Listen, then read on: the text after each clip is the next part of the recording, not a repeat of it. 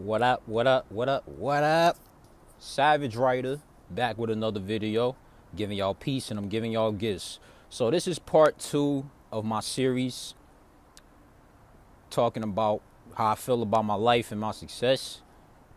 And last time, I believe I left off on the part where I was talking about my second semester at Berkeley College and how I felt that. So let's jump right into it. Again, big shout out to 603 Joey, spreading knowledge, spreading love, spreading wisdom. And he actually reposted my first video, and I'm getting some support from that. So thank you to that brother, and let's continue to enlighten the masses. So I want to talk more about that second semester. So, cause that semester started in January of 2018. It was the winter semester. And I would believe go into I'm trying to think. March, I want to say. Around March or April. Because the school I went to wasn't a traditional college. Because most traditional colleges, they just got 2 semesters. You know, they got the summer and shit like that. But you know what I'm saying? I talk about during the actual year. You know, it's fall and then it's winter. And winter really is just spring and winter put together. So, but my school was different. We actually had semesters. So it was winter, it was fall, and it was spring. Not in that order, but you get me. So it was my second semester. I told y'all a couple days after my 19th birthday I was gonna commit suicide. You know what I'm saying? And then now I'm back in school again. At first, it wasn't too bad. I was managing, but then I say around the end of January, going into February, things went all downhill. You know, I was still being depressed. I was still going through the things that I was going through, coping with the loss of my aunt. I was working a shitty job, which I absolutely hated. And I mean, the pay was good, was decent. I wouldn't say good, but decent. You know, at that time, I think I was working at the YMCA. It was like an after school program. And then what we would do, we would go to the school that the program was hosted at and supervise the kids there. And that shit was horrible, man. First and foremost, it was dysfunctional within itself. You know what I'm saying? Because the administrators didn't like us. They didn't want us there. And you know, my bosses, it would be times where we couldn't have a classroom. I'm like, I need somewhere to put these kids. And my supervisor would just tell me, well, you gotta figure it out. I'm like, what the hell you mean I gotta figure it out? I'm like, you the goddamn supervisor. You supposed to help me out with this shit. You understand what I'm saying? I'm like, you closer to the table than I am. You feel me? I was a part-time counselor, which is basically a glorified babysitter. That's essentially what I was doing. Screaming at kids all day, telling them stop doing this, stop doing that, and they do the shit anyway. And the parents didn't give a shit either. You understand what I'm saying? And then when we had to take them down to the cafeteria, you know, after the program was over and the parents had to pick them up, it was some parents I didn't even want to come get their kids. You know what I'm saying? We the fucking babysitters or some shit, man. It's sad. It wasn't the kids' fault. It's the parents. You know what I'm saying? It starts in the home. You feel me? So I had to deal with that shit. Now I think I was working there until around May or June. And then I remember a coworker told me, you coming back for the summer? I'm like, motherfucking hell, goddamn, no. A big ass N-O. No, I ain't doing this shit ever again. It's like, you coming back? I said, no, fuck, I ain't. Now 2 years later, guess what? Nigga, I ain't been back since. But let me get back to the part about my winter semester in 2018. I forgot what exact classes I was taking, but I believe I was taking about 4 classes around that time, one of which was accounting. And let me tell you, accounting is brutal, bro. If you don't got a thing for numbers, you fucking screwed. So, you know, that was challenging. And I was going through my depression. I started going back to counseling.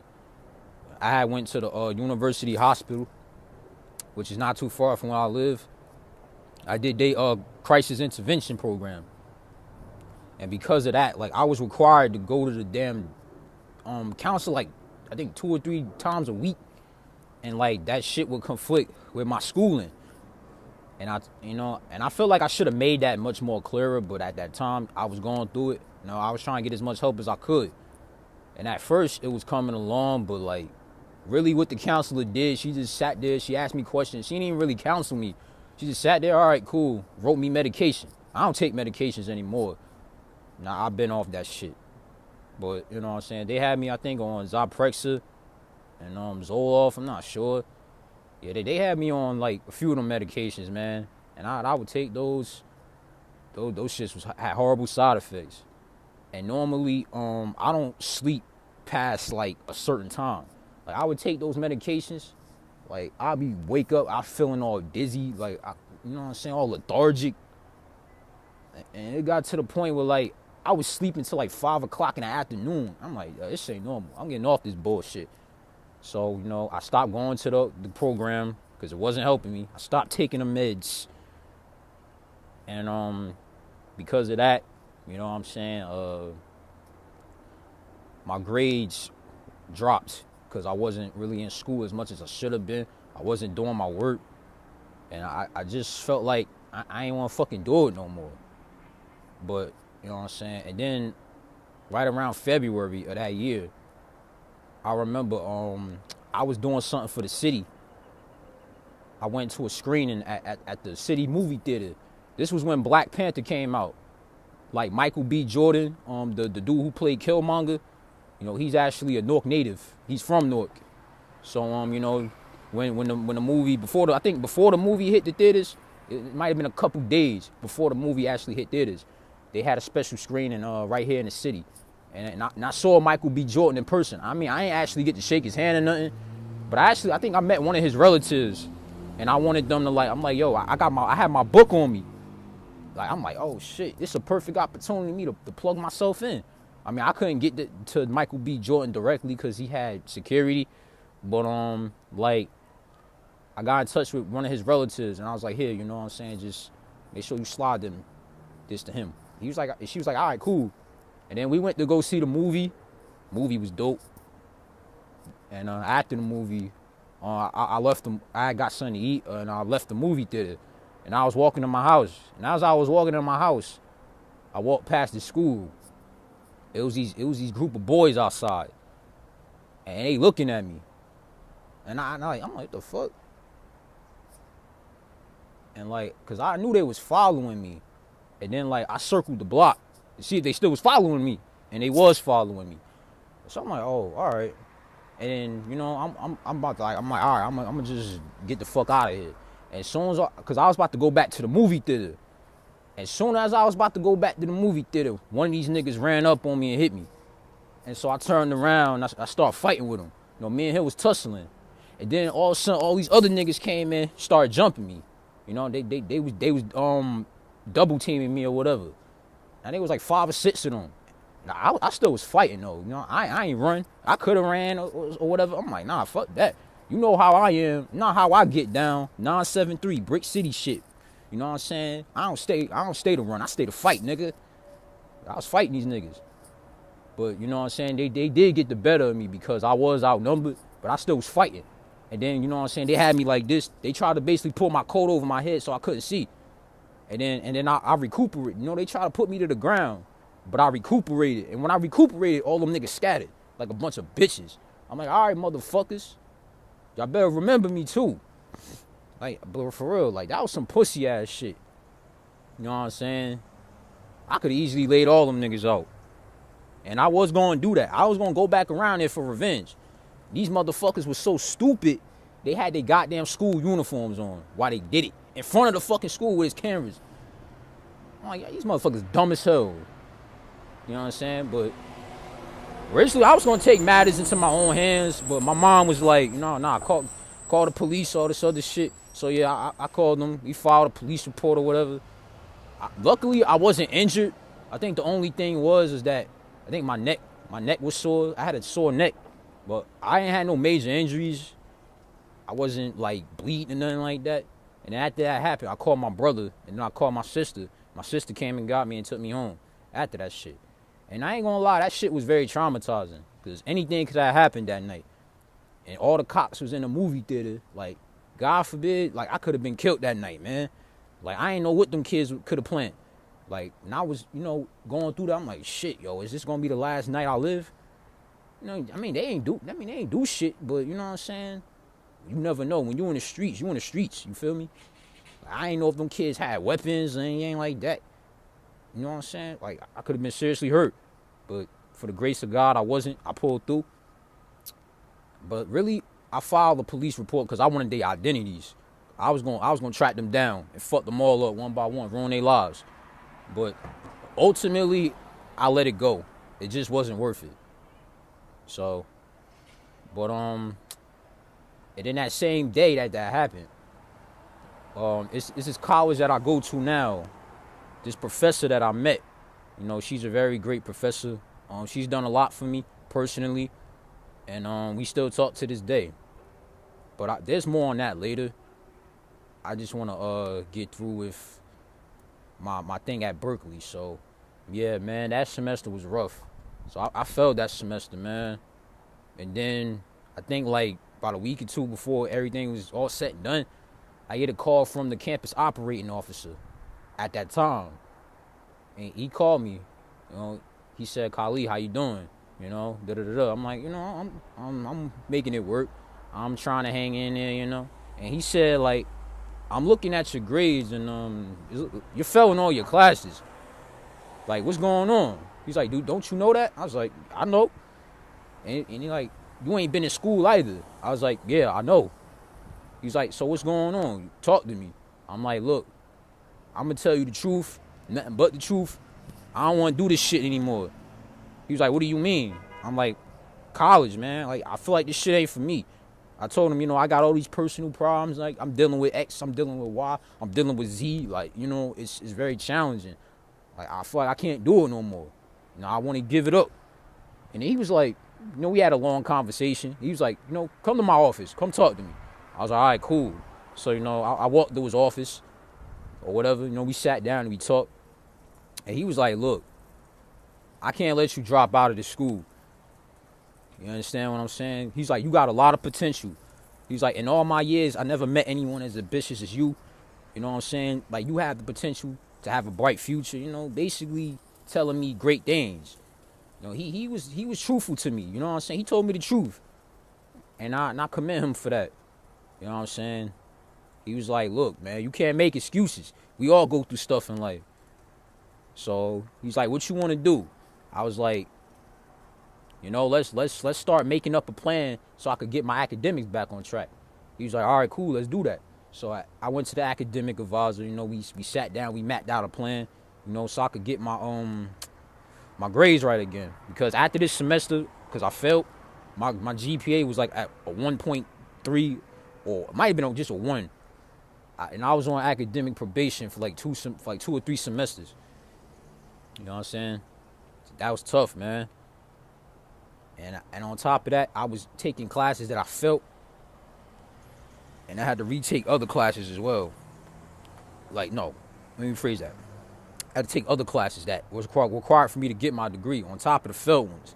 And I say within about 2 or 3 semesters, I was in good academic standing with the college. And then I graduate, in the spring of 2019, which was very powerful for me. I was 20 years old when I got my first degree. And not a lot of young black men out here got their degrees.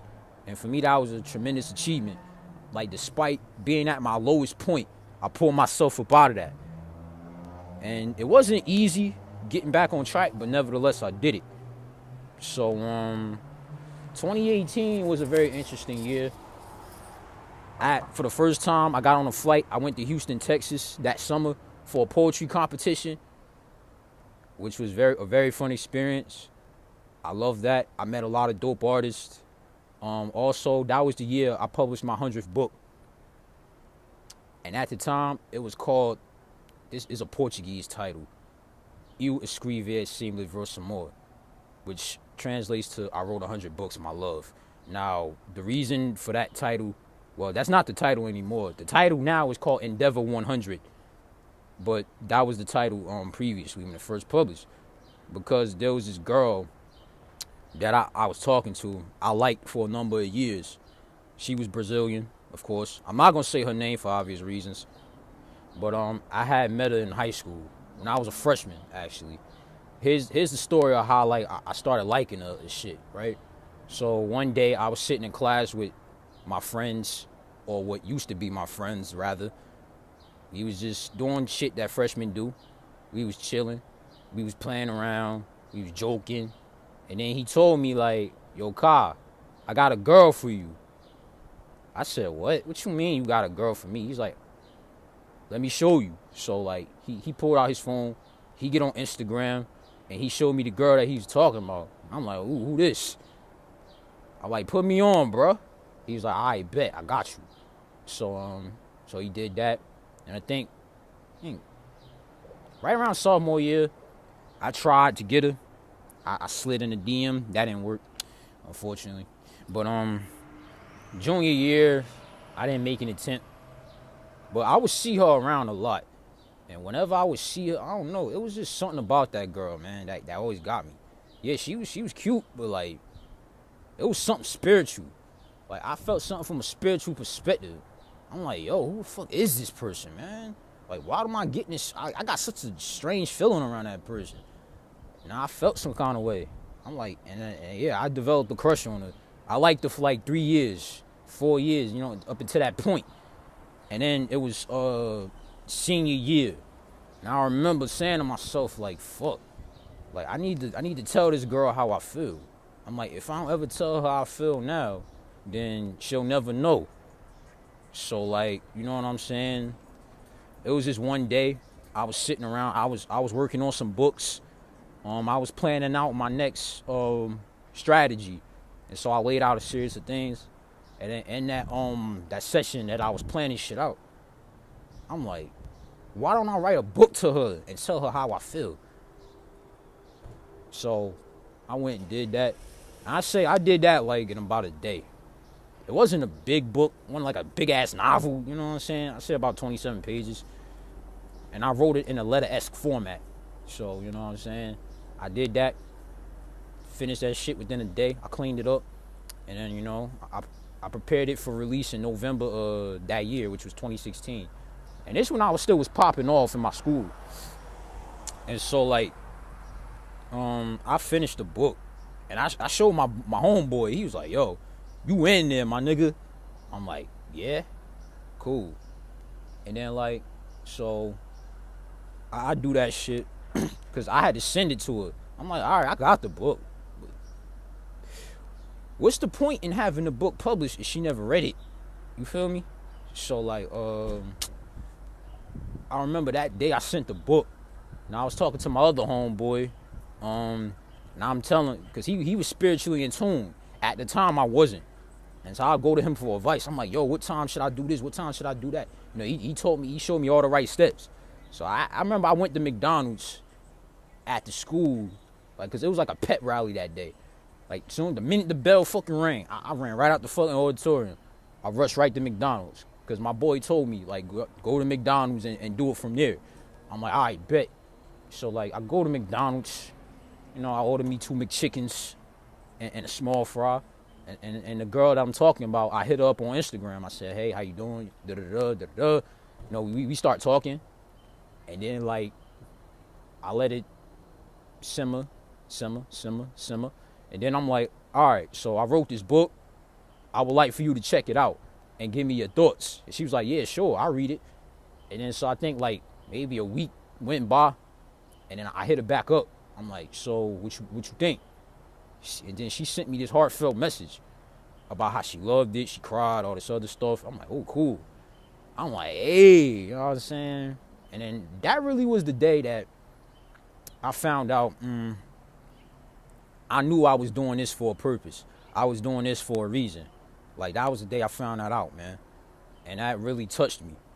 So, right, we talked. We wasn't talking much. I was trying to talk to her, but, like, she would just, like, ghost me or whatever, man. And then, like, I remember one day I was sitting in class. You know what I'm saying? They was in class talking because it was a homecoming. I ain't go to homecoming. Like, in high school, I ain't do none of that shit. I didn't really give a fuck about that. So like they was talking about what was happening at homecoming, and the girl that I liked, they was talking about how she was with other guys, all this other shit. I'm like, she was all up on some other guy. I'm like, nah, that's not true. And so like, I think a couple days later, I'm not sure. Yeah, a couple days later, like I tried to go talk to her. She acted like she ain't fucking see me. I was pissed off by that. And then the next day, there wasn't no school. We had a day off. And I was on Snapchat, because at the time, we was friends on Snapchat or whatever. And I saw one of her snaps. You know, she was getting kissed by somebody. I'm like, oh, fuck, man. I ain't gonna lie, like, that shit kind of hurt in a sense. But, you know, if she was happy, that's all that mattered, right? I did really like her. I really did. But, you know, hey. So, you know what I'm saying? Time go by. She still, despite the fact she was in a relationship, she still was looking at all my stuff on Snapchat and shit. And I remember it was my 18th birthday, you know. She gave me a happy birthday. I appreciated that. That was cool. I like that. And, you know what I'm saying? You know, time go by. And, I think at the bank, we had a senior banquet. She signed my yearbook and shit. I signed hers. And then that summer, we started talking again. You know what I'm saying? And then she was telling me, like, how, you know what I'm saying, she went through all this stuff. Because, like, here's the thing. I think, like, a week before I started school, right, I went to a spiritual advisor for the first time. And then, you know, she told me about how that's my twin flame, all this other stuff, and how she was going through this, going through that. And she said, you gotta reach out to her. I'm like, all right. So I went and I did that. And we started talking. She told me everything that she was going through. And why, like, you know what I'm saying? Because she was with somebody when I sent her that. I'm like, why you ain't just tell me that? She said she ain't know how to tell me all this other stuff. So we had a deep-ass conversation. And we was really talking, you know what I'm saying? I really thought she was genuine. I thought I could trust her. You know what I'm saying? I really thought that, but, you know what I'm saying? A lot of time went past. You know what I'm saying? And then it was, 2019 is where, like, shit really went into the toilet with me and this girl. So here's what happened, right? Because, like, the school I go to now, which is Kane University, like, I lived on campus and everything.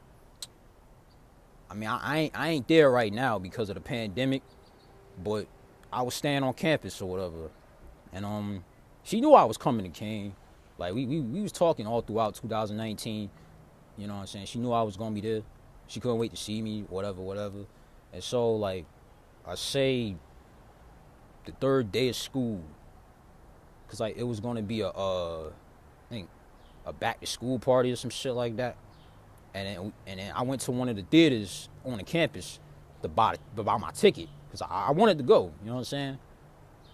I knew that, like, if I wanted to meet people, you know what I'm saying, this new school I'm at, which I'm going to talk about later, I got to put myself out there. So, like, I went and I did that. And then after I got my ticket, like, I noticed that she walked right into the theater. And she walked right past me.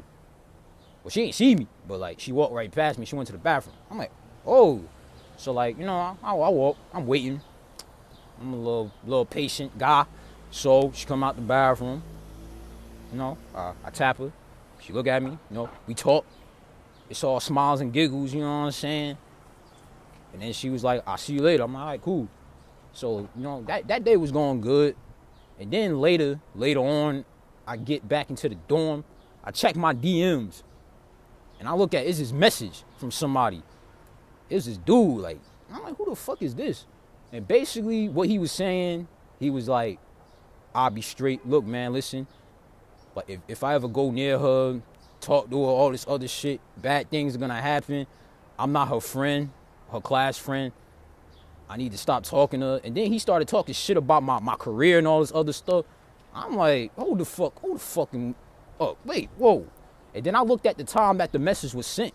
It was ironically right around the same time that I started talking to that girl. Like, after we went our separate ways. I'm like, so, all right. I screenshot that shit. I sent it to her. I'm like, so who is this? I don't appreciate them threatening me. And then she left it on scene for a hot minute. And that's how I knew something was up. And then I sent it to my homeboy. I'm like, yo, this dude talking shit. I need you to put him in his place. And essentially that's what happened. So, and then she came back to me talking about, oh, you know what I'm saying? He's my boyfriend. Don't worry, nothing happened. I'm like, oh, you got a boyfriend now, huh? You couldn't tell me? I'm like, if you felt some kind of way about me talking, you should have just said that. But that's not all. That's not all, though. And then, you know what I'm saying? My homeboy was talking to this nigga she supposedly with. And then, and he talking about, I was talking shit about him. I was talking shit about her. I was following her around. I was stalking her. I'm like, what the fuck? Like, they basically made up all these fucking rumors about me. And she was in on the shit. And then later that night, she told me, I told you nothing what happened. I ain't want any of this. I ain't have to call my homie, all this other stuff. I'm like, something didn't add up. And like, this was in September of last year. And yeah, I ain't gonna lie, this shit fucked me up, bro. Like, it really did. Like, I really thought I could trust this person. And essentially what the fuck they did, they went behind my back and, you know, they betrayed me. And I put that shit out there. I exposed it. I'm like, you a fake, you a fraud, you a liar, you know it. I'm like, I see right through your ass, bro. You know it. You can sit up here and make all these little group chats. You can talk all this little shit. You a fucking fraud, bro. I see right through your dumb ass. And then, like, you know what I'm saying? She was still on my page, you know, DMing all my shit to this nigga. Like, these motherfuckers basically was out to get me. Bunch of fucking demons. Jealous ass motherfucking demons. You know, they see my light. They see my greatness. They try to stop me. You know what I'm saying? She basically instigated this shit. She started the shit. And she was thriving. You thriving off of this drama? Really? And then, like, a week after this shit happened, she walked right fucking past me. Had the fucking nerve to walk right past me. Like nothing didn't happen. I'm like, oh, okay. So, like, but despite all that shit, you know what I'm saying? I still was doing my thing with the poetry, doing my thing with the books. And then I went to the spiritual advisor like a month later. And she told me everything that I needed to know. I'm like, all right, okay. Essentially, what the fuck, that's how the fuck, that nigga sent that message. You know what I'm saying? That's how he knew, like, everything me and her was talking about. They shared accounts on Instagram. Supposedly, they had each other's passwords. And everything I sent her, I was also sending him. I'm like, really? Oh, okay.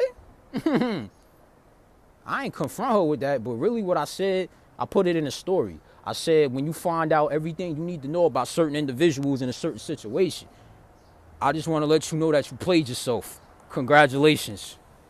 Like, for it. And after that, I blocked the ass. I unblocked her later.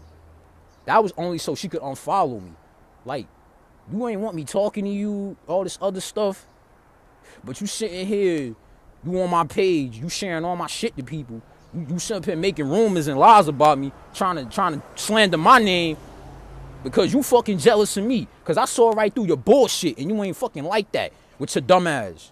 Man, because I saw through you, bruh. And now 6 months later, it's all good. It is what it is. I'm still hurt by the situation, but I've accepted it. You know what I'm saying? And I'm moving forward. And I really did love that girl. You know what I'm saying? And if she watching this video, it is what it is, man. You know, I had love for you. I really did. I was genuine. I was pure. But you a jealous ass motherfucking hater. You a fucking demon. You satanic. And because of that, you try to gang up on the Eternal Master. And that shit backfired on your dumb ass, didn't it? And look at me now. I'm more successful now than I've ever been all those months ago. So guess what? If you want to look on my Instagram, look on my motherfucking Instagram, bitch. My shit's still popping. I'm getting more followers. I'm getting more love. I'm getting more support. I don't need that shit. Like, for real. Like, I'm a genuine person. I don't give a fuck how much I love somebody. You ain't gonna sit up here and be fucking feeding me lies and feeding me bullshit. Yo, fuck who you is. You could die and go to hell. And I ain't sorry. Fuck you, bitch. But yeah, man. You know, I ain't gonna lie. You know, when I cut that person off, I was sad about it. I cried. I was hurting. You know, I really had love for that person. I was genuine and pure. But I guess that person was not. So, but in the end, you know what I'm saying? I learned a valuable lesson. You know, I went through a lot of growth during that period. And now I get to tell the story. You know what I'm saying? And now, you know, I'm focusing on myself. I ain't been romantically involved with no one since. I ain't been talking to, I've been talking to a few people, but, you know, it ain't been nothing serious. I just been focused on me and what I gotta do. Cause at the end of the day, when I blow the fuck up, when I'm on top of the world, them same motherfuckers who try to stop me, them same motherfuckers who put me down, they gonna be the first ones in my face trying to get some. But I'm not gonna like do them how they did me. At one point I was gonna get revenge. You know, I wrote some poems about them, slandering their names. Like I did them dirty. I was gonna put that shit out. I was like, y'all fuck me up, I'm gonna fuck y'all up too. Tenfold. You know, understand what I'm saying? But ultimately, I didn't do that. I mean, I did talk about it, but not in the way that I did. You understand what I'm saying? It just wasn't worth it. A bunch of fucking drama, a bunch of jealous ass demons that ain't doing shit with their life. They jealous of another man coming up. I wasn't about to feed into that. And that was a test from God. You understand? I felt like that was God testing me, and which it was. God tested me. So he wanted to see how I react. And yeah, I did react. I did play into it. Partially, it was my fault.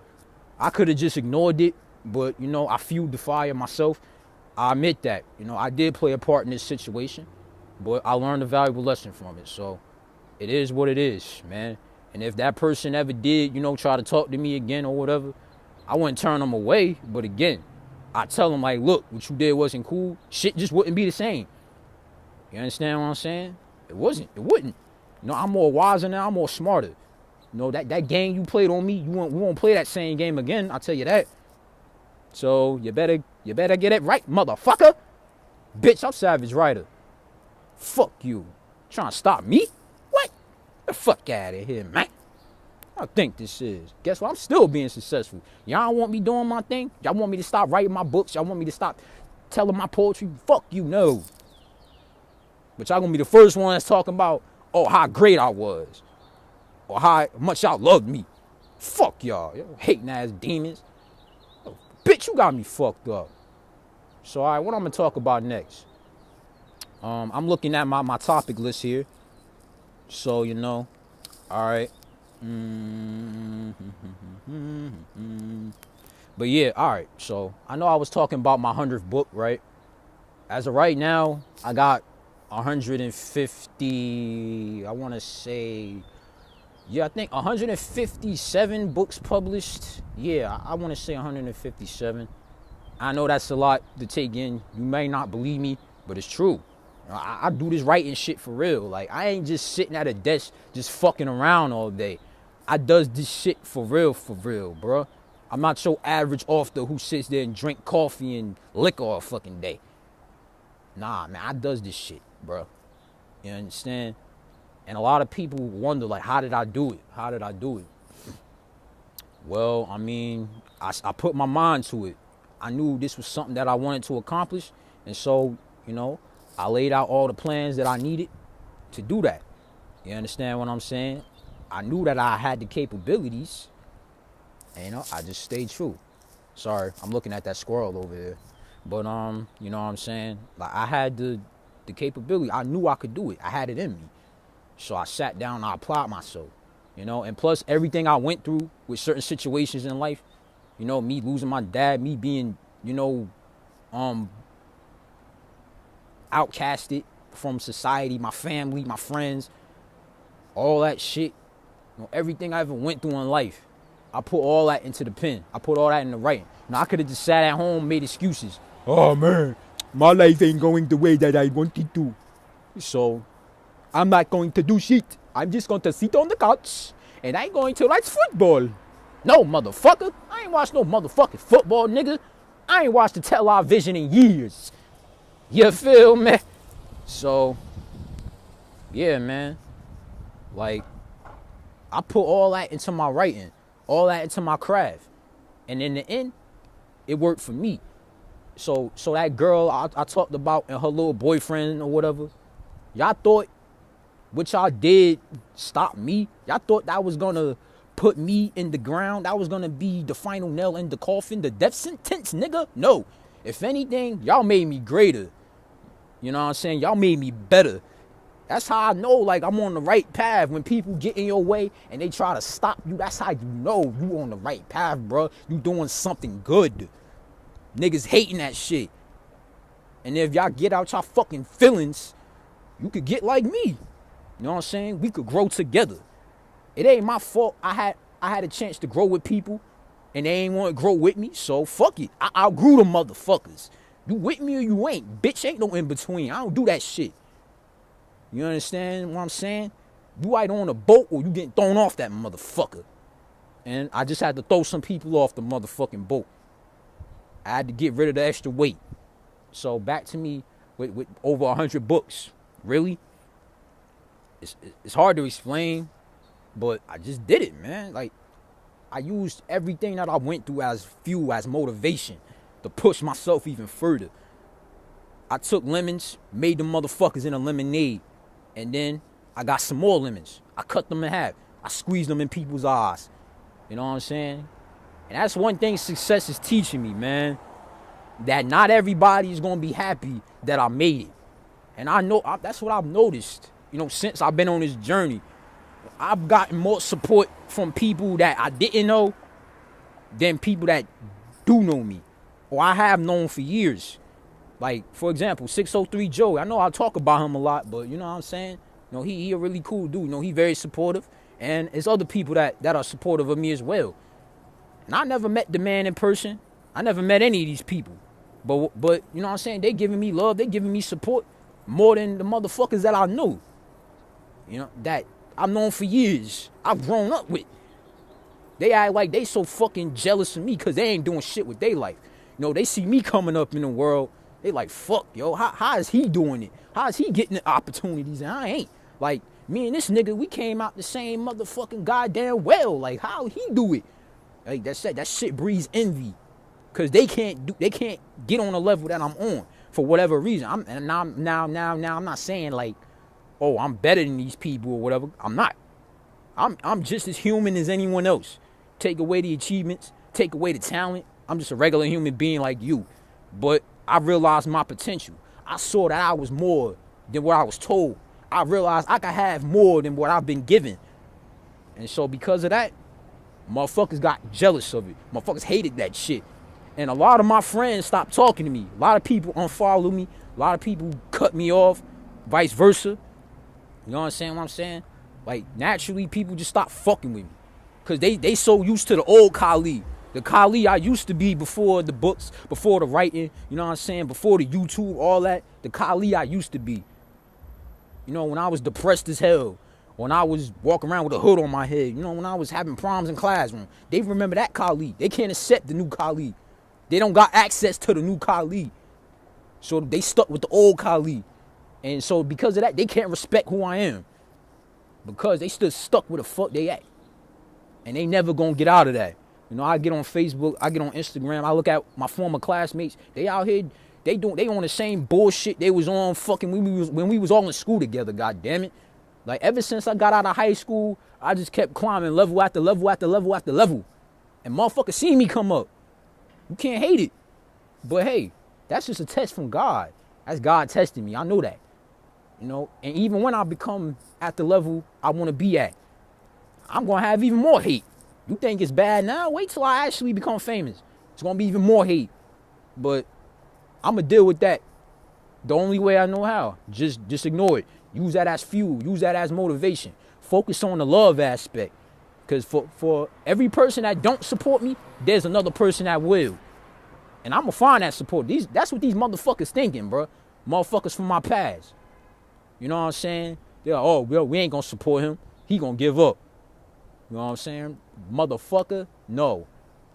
Bitch, you not supporting me, only going to push me even further, nigga. Like, come on, bro.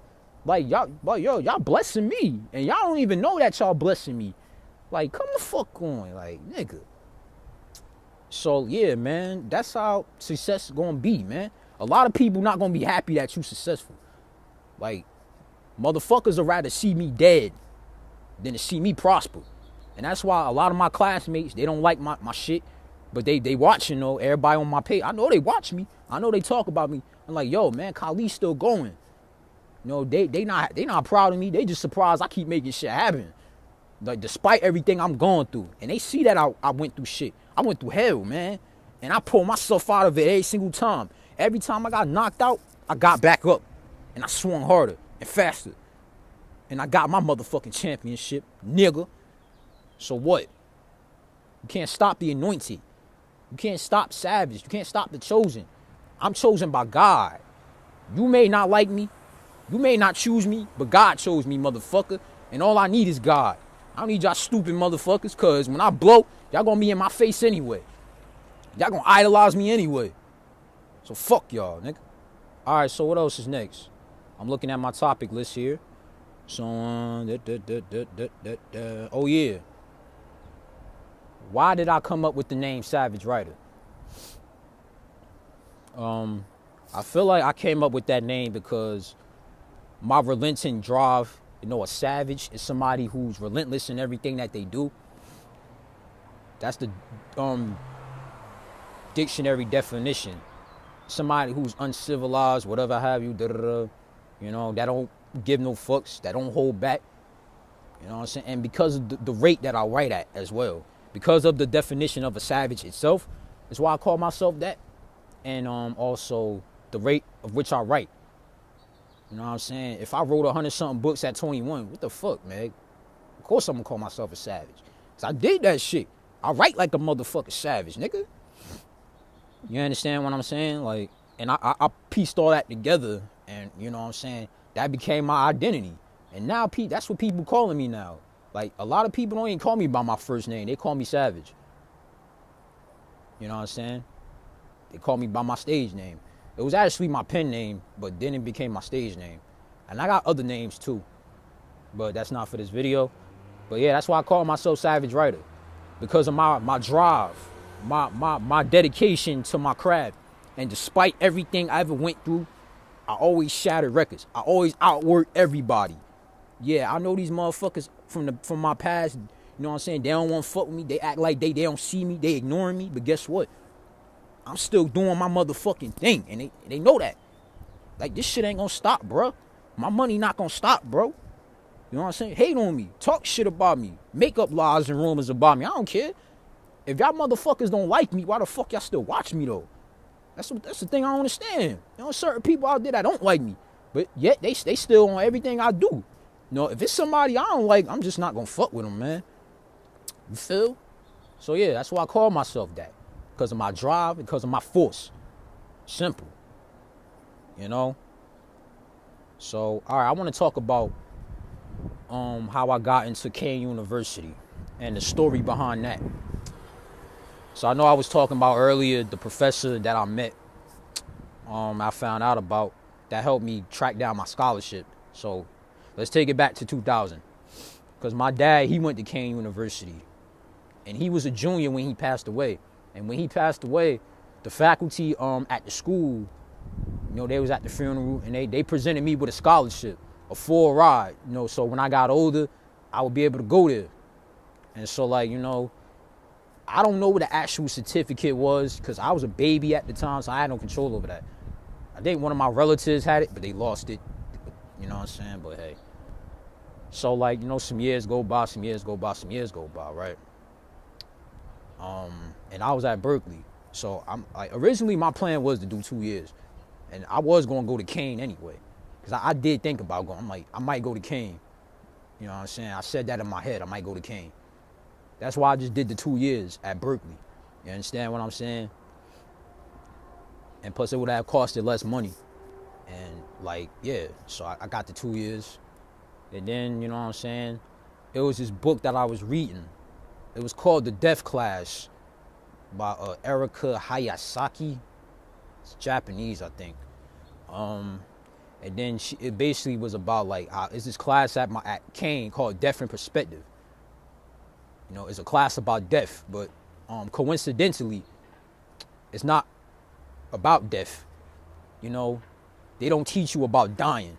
They teach you about living.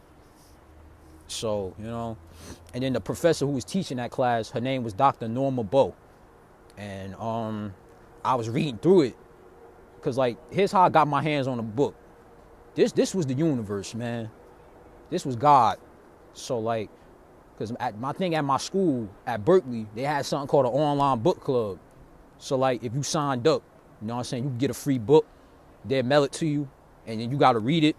And then after you finish reading it, they open up a discussion board on Goodreads If you're familiar with Goodreads, you know what I'm saying, that's where you could like do all that Q&As with authors. You could do reviews for books, and you could have discussions. And so that's what we did. We would do that. And I remember I signed up for that because I like to read. I like books. You know what I'm saying? I like reading. I ain't gonna lie. I ain't been reading that much as I should have been lately, but I'm trying to get some new books. I'm waiting on some more money to come in, so I'll probably order some more books. So like I was reading this book, you know, that I got from my online book club at my school that I went to at the time. And I read the book. The book was so captivating. Like the stories of the students and the professor, like it captivated me. And then I found out this was at Kane University. I'm like, holy shit. I'm like, and I'm thinking to myself like, yo, I gotta get in touch with this professor. So that's what I did. At first, I think I sent her an email, a long ass email, and then I would call her office. But you know, sometimes she answered, sometimes she wouldn't.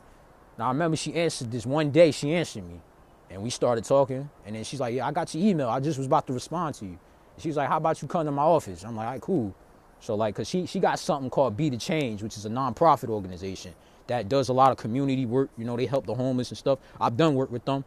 Very great program, very great people. So, you know what I'm saying? She sent some of her colleagues to come and pick me up from my house in North, and they took me down to Union. And that was my first time being at Kane University in like years. Because I was there in the past when I was younger, but I didn't remember too much of it since I was so little. Like, that was my first time being there in years. I'm like, holy shit. That place blew me away. I'm like, fucking Christ. You understand what I'm saying? And then, you know, I sat down with the professor. We talked. I told him my story and how I came to be. You know what I'm saying? And then, you know, months went by. She helped me track down my scholarship. You know, because I thought my scholarship was lost forever. You understand what I'm saying? Like, I ain't had a paper that they presented me with at the funeral. I didn't have it. I didn't know where it was. I thought it was lost forever. But, you know, I had got in touch with some people. You know, I had some people reach out, and they told me, like, they would honor the scholarship, you know, as long as I got accepted. And I tried to get in that year. This was in February 2018, but I couldn't because my GPA was terrible. I was on academic probation, and I damn near almost became a dropout. Did I mention that? Yeah, I think I did mention I was about to drop out of school. So that happened. And then I got back in good academic standing. And then a year later, I reapplied. You know, because throughout 2018, I was doing a lot of community work, a lot of community organizing. Like, I was out here, you know, helping people, touching people. You feel me? So I was doing a lot of community work with Be the Change, with Dr. Bo. And so, like, I think January of 2019, I decided to take my chances again. I applied to go to Kane again as a transfer student, of course. Because I still was at Berkeley. I was finishing up. And I would have been done by the fall, so, you know what I'm saying? I was still finishing up that. And I did the application, and it asked me, like, would I be interested in campus housing? I said, yeah. So I did that. And I remember because I had to send them my transcript. And I remember, like, I only had, like, $10 fucking. Like, I was broke. This was a year ago. I ain't had shit. You know what I'm saying? I was working, but, like, it was this job I had. I was a freelance. I was doing copywriting. If you know what copywriting is, then that's basically, you know, you writing material for other people. You understand what I'm saying? They pay you to write an article or to write a story, you know, and they give you specific guidelines. All right, this is what you need to do. This is what you don't need to do. And, like, I wasn't getting my money. I wasn't getting paid on time. Like, it would be weeks after my pay period. Like, I'm like, my boss, like, yo, like, where my money at? Now, I signed the contract. I'm doing work for y'all. Like, y'all paying me when the hell y'all want to pay me. So, like, you know, I was struggling back then. And I had $10 in my bank account. That was my last 10 motherfucking dollars, man. And I spent that shit to get that transcript sent to the college, to the admissions office. And then I got accepted into the college. And then that was really a great move for me. They honored the scholarship. I reached out to them, you know what I'm saying? And then I applied for the housing. I got that. And that was hard too, you know, moving away from home for the first time. That was like really my first time moving away out my mom's house. You know, I moved to college campus. And the reason I did that is because I wanted to get the true experience of being on my own as an adult. You understand what I'm saying? Like, I've been in Newark my whole life. I wanted to see something different for my life. You feel me? I wanted something new. So that's when I went out and I sought that. And it wasn't easy. And I knew that it wasn't going to be easy. So that's why I picked that option. And in the first couple weeks, it was rough, bro. I didn't know nobody. I was alone. I was crying. I was sad. I called my mom like, yo, man, this shit, I hate this shit. You know, I would go home on the weekends, but I started doing that less and less as I got used to it. You know, but yeah, like moving to a college campus wasn't easy. And then I was dealing with that shit with that fucking girl and her stupid ass boyfriend. You know what I'm saying? Like that, and I had other problems as well. And that shit was crazy. And then like a couple weeks after that bullshit happened between me and that Brazilian girl, I got a job at the school for the newsletter. And it was a pretty good job. I still got the job to this day. I'm working remote right now, but you know, yeah, I got that. And it was good. Like, I like the part about me actually not being in the office doing the work. Cause here's what I had to do. I was basically a staff writer. So what I had to do, you know what I'm saying? I had to cover different events around campus, different articles. I would interview people. You know, I'd do features, stories on them and stuff like that. It was a very fun experience. I made a lot of connections with people on campus because of that job. And like that really put me on the map. And on top of that, I was doing my performances and shit like that. That's why I went to Kane. It was a lot of opportunities there. You know, you understand what I'm saying? A lot of clubs, a lot of open mic. Oh yeah, it was hella open mics, man. Like, people fuck with me at Kane, bro. They know.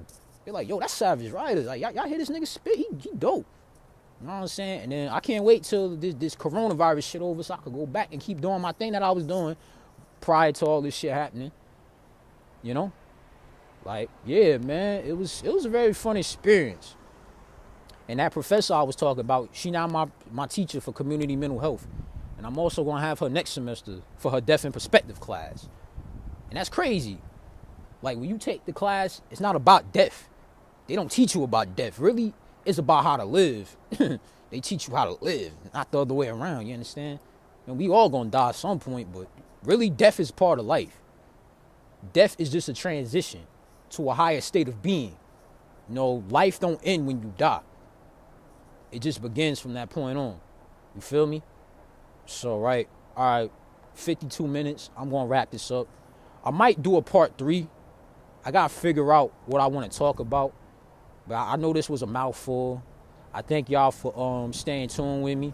Thank y'all for supporting this. You know what I'm saying? And any of y'all out there, y'all going through something, y'all having a struggle, trust me, it gets better. Hang in there. God got you. You know, I was the same way too.